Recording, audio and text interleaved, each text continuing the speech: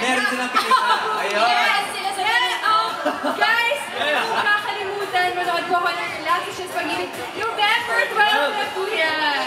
Yes.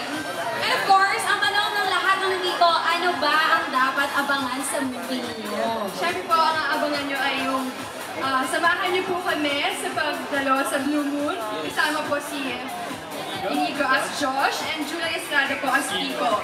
Yun po yung abangan natin. Once again, kailan kapalabas yan? So November 12 po, directors po namin, Eileen Villamor and Tonette Madone.